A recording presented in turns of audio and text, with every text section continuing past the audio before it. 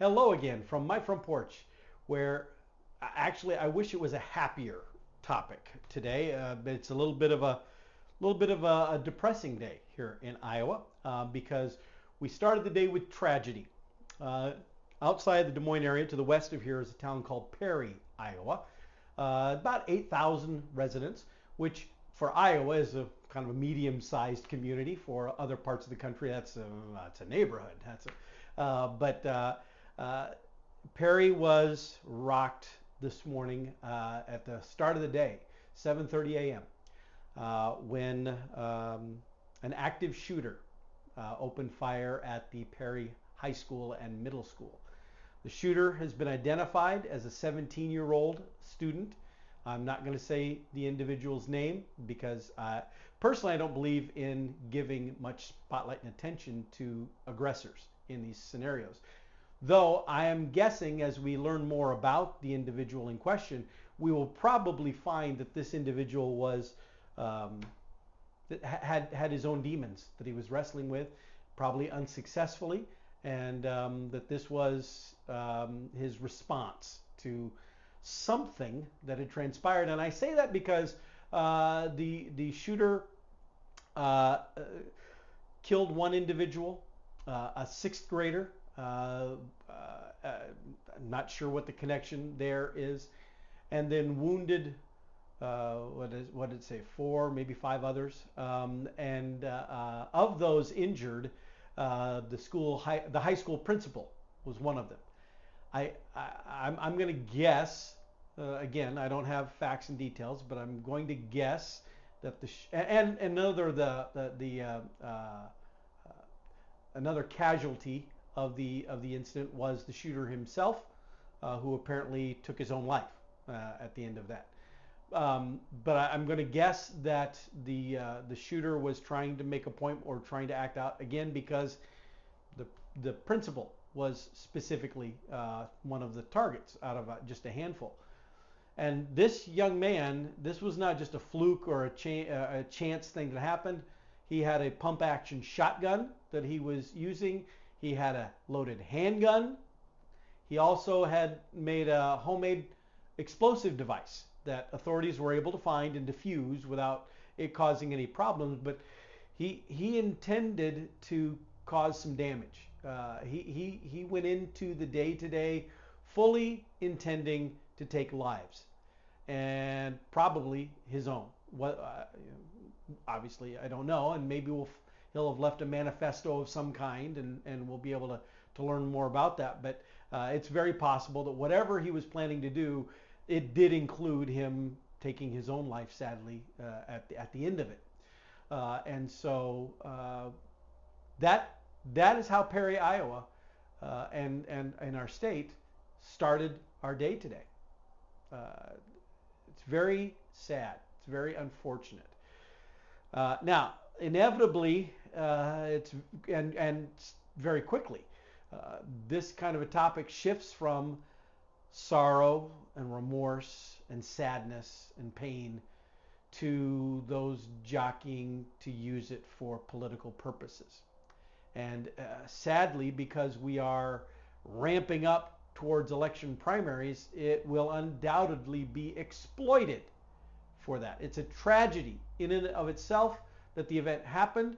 It is even, in my opinion, an even greater tragedy that this will then get used by people who really don't care about any of the people involved on either side of that gun, but who want to use it to try to curry favor and win some votes. I think that is horrible. That's deplorable. People talk about the followers of Donald Trump being deplorables. What is deplorable is politicians who exploit this kind of tragedy for their own political gain. I have zero respect for anyone who does. And I don't just mean people who use it to try to push for gun restrictions. I mean people who will exploit things like this even to promote gun freedoms. And so it's just that it just doesn't belong. Not at this point in time. Now we can step back though, and we can ask ourselves what could be done about this? Because that's always been the next question. And it is a natural question for us to ask. Well, metal detectors and frisking kids when they come in and not being able to, wear baggy clothes and carry backpacks, all those kind of things could be done. But would that still make them safe? I'm not convinced that it does. And we can say, we'll outlaw the ability to have any guns on campus. That's already there. Schools are gun-free zones, and yet that did not stop this young man from doing that. But I also want to point out to you, this young man walked in with a shotgun and a handgun, but he also had left a homemade explosive device. If he had not had access to the guns at all, if whatever magical thing could have been done to have prevented that, he still made an explosive device. He was still intent on committing this act and injuring or killing other people. The real question here, everybody wants to fixate on the guns, and I get that. But I hate sounding like a cliche or an NRA poster. For the record, I don't own any guns. I don't. I'm not a member of the NRA. I don't own any. Not real guns. I own some prop guns, from different TV shows or movies, that are replicas of something. And I own a couple of BB guns that look like 6-shooters, but they're not real guns. I do not own any guns, and I have no desire to own any real guns. But that being said, I also don't blame the gun for this kind of thing happening, because guns don't just get up and walk around on their own and shoot people. The real issue here, and this unfortunate young man proves it to us, the real issue here is not the weapon of choice. It is what motivated him to want to do this act. Because if he had not been able to get the shotgun and the handgun wherever he got them from, if he had not been able to get those, he still made the explosive device. He was still set on doing this. So turning this into a gun discussion, this tragedy that happened in Perry this morning, isn't even fair. Yes, guns were used and guns killed and injured people. But that's not the root of this tragedy. The root of this tragedy is not the guns, because he still made a bomb. The root of this tragedy is something inside that young man. And I don't want to be trite. I don't want to be, just dismissive, trying to throw it somewhere else. But we need to seriously look at the situation and the condition of the mental health in our nation. Especially after there was all this discussion during the pandemic, all this discussion about how that was affecting people mentally and emotionally, and suicide rates went up, and all kinds of other depression medication prescriptions increased, all this kind of stuff, anxiety, all of this increased during the pandemic because of people's feeling, that they're feeling loss of control, that they had lost their jobs, their lives were upended, all the isolation, all of those things, and then pandemic's done, everybody go back, and we never really dealt with the impacts of that. Even before the pandemic, we already had these kind of issues, and we were already seeing significant major cuts in funding for the support of mental health facilities and mental health treatment programs. And we now have people literally living on the streets and panhandling who have no business being out there. They need to be in a care facility, but there are no care facilities for them because we've shut them down, because we've reduced the number of opportunities for that, and we've now marginalized people. And not only have we let them fall between the cracks, in some cases we've almost pushed them to go between the cracks. Now, I don't know this young man's story, I'm really trying hard to not hypothesize was his blah, blah, because I literally no clue. But you don't just do something like this. You don't just decide this, because he had to plan, he had to build that homemade explosive device. You don't just decide off the cuff you're going to do this. This is something you do in reaction, in response to something that has built up, to some internal demons that you've been battling with for a while. And the question then becomes, where was his help? And I'm not trying to dump it all on his parents. I don't know what their situation is either. I'm not saying, oh, parents, because I'll tell you, I raised 2 kids through the teenage years, and Lisa now has one going into the teenage years here. And sometimes it's really hard to get a good read on teenagers from a parental standpoint, because they don't open up to their parents the way that all parents would like them to. That's actually sadly normal. That's natural. But there's so many other people in this young man's life that no one would have noticed something, that no one would have said that. Or at least if they noticed something, there was no action taken to try to help him so that he didn't feel the need to go to the extreme that he has. Again, I'm making assumptions that there was something, but I find it hard to believe that we will find out that there was nothing, that he just did this on a whim. That would be really weird. So I see a tragedy like this, my heart breaks, and I feel sorrow for everybody involved, including the shooter, because this is a tragic story in which the firearms used are not the villain. They were a resource, a tool. Now, were they too available? Were they too accessible wherever he got them from? Perhaps that is a legitimate issue.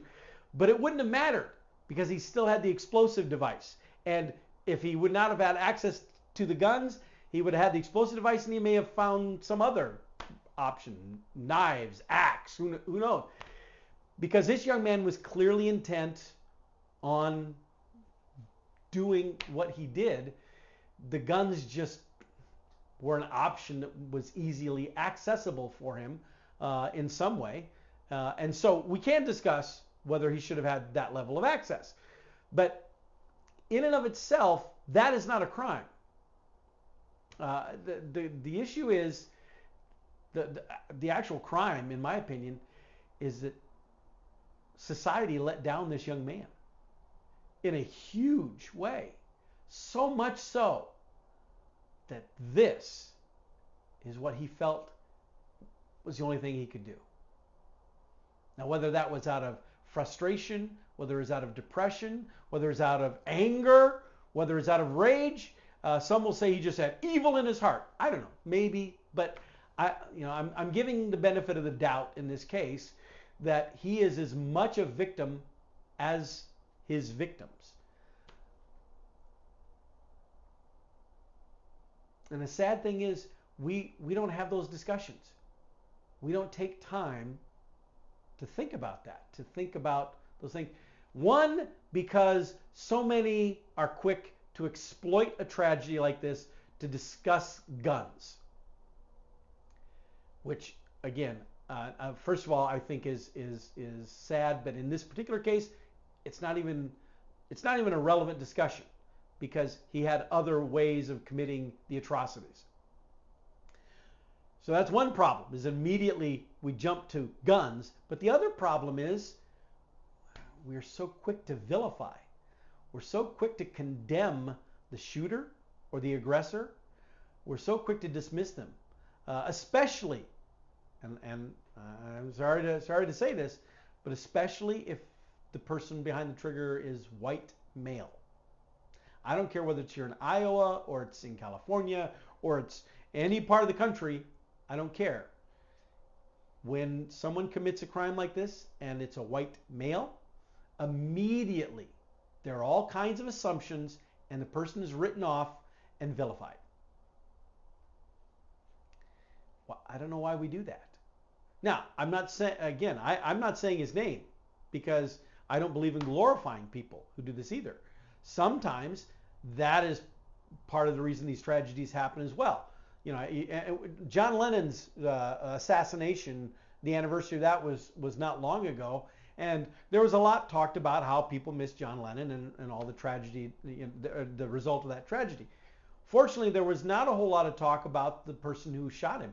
And the person who shot him was doing it for attention, was trying to get the attention of actress Jodie Foster, and thought, for some reason, if I shoot John Lennon, Jodie Foster will pay attention to me. It's insane. Yes, totally insane. But that was the logic. This person, he didn't have anything against John Lennon that I'm aware of. He targeted John Lennon because he's a celebrity. I'll take him out, and then Jodie Foster will notice me. There are other times where there are people who just, they feel so invisible that nobody cares about them, nobody notices them, and so they're going to do something like this to try to get people to notice them. And they'll commit suicide because, well, when I'm gone, you'll really miss me. Yeah, but you're gone, so how will you even know? But that kind of logical thought doesn't come into the equation.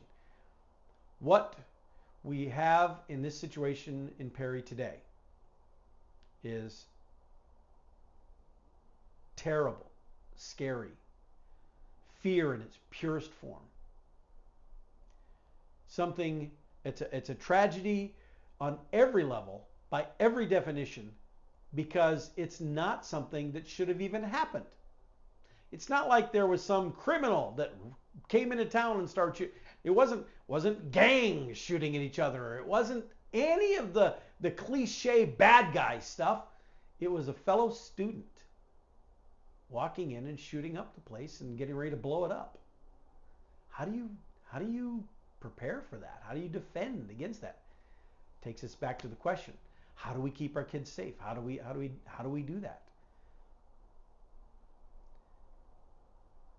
My challenge is for us to consider, instead of worrying about how do we keep our kids safe in a situation like from guns and things like that, situation, maybe we ought to be asking, how do we keep our kids mentally and emotionally and psychologically safe?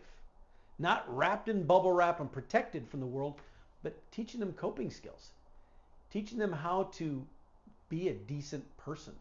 Bullying has always been an issue. It was when I was in school, as long before that too. Bullying has always been an issue, being marginalized, being put into cliques, and being ostracized by your peers, being friends with this person this week and enemies the next week, and then friends again the week after that. Those have been long tropes of being in school. And yet, it's only in more recent history that those kind of scenarios have resulted in this kind of violence. What changed? That's what we need to be looking at. It's not the availability of guns that changed. They've always been available. Something changed here and here in our society, and that translates into our schools. There's no reason a student or a teacher should be afraid to go to school for fear that out of the blue, a coworker or a fellow student is going to do something like this. There's no reason whatsoever. And yet it happens. Why? It's not because of gun availability.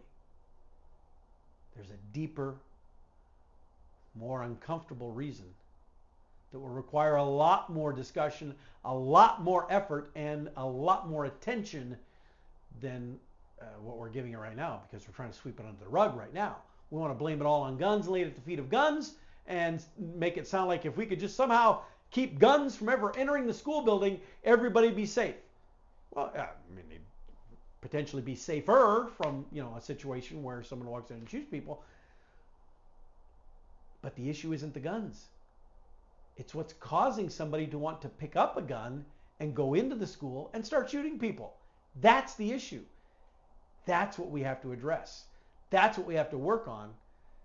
But sadly, that's not what we're discussing. That's not what we're talking about. And that's not going to be what you hear the politicians exploit either. This is not a happy one. It's not a friendly one. I wish it was. And I wish there were answers. I don't have answers. I know what's probably not going to work. But something does need done. But it can't just be cliche. It can't just be something we pat ourselves on the back because we did something. You know, the old do something even if it's wrong mentality. No, no, no, no. If you do something that's wrong, you just wasted your time. No. We need to be smart about this. We need to come up with solutions that actually will make a difference. And I'm telling you, I believe my gut deep down, the issue that we're really battling is a mental health issue, possibly even a prescription drug issue.